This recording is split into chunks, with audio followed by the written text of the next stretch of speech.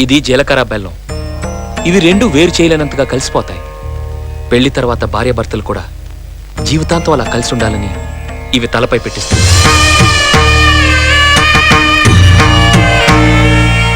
ఇది మంగళసూత్రం. మంగళం అంటే పవిత్రత, సూత్రం అంటే తాడు.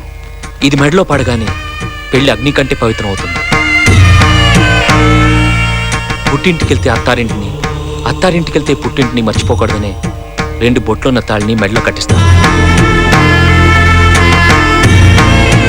తలంబ్రాలంటే తలపై నుండి రాలిపడేవి.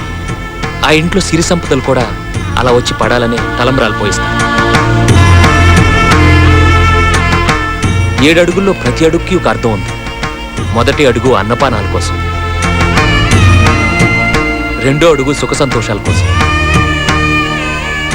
3వ అడుగు వ్రతాల కోసం, 4వ అడుగు సంతానం కోసం, 5వ అడుగు సంపద కోసం, 6వ అడుగు పాడి పంటల కోసం, 7వ అడుగు సఖ్యత కోసం.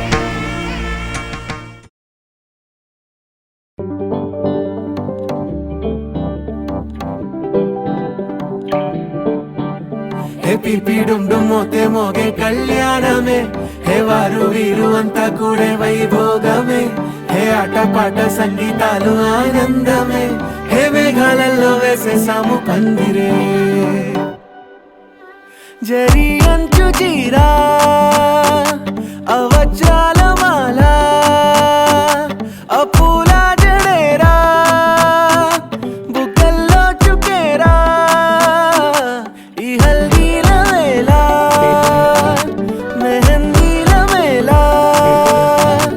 అహో వంటకాల ఫోటోషూట్ గోలా, భలే జంటలే ఇన్నేళ్ళకే కలిసిందిలేరా, ఇలా ఒక్కటి బంధమే రాసుందిలేరా.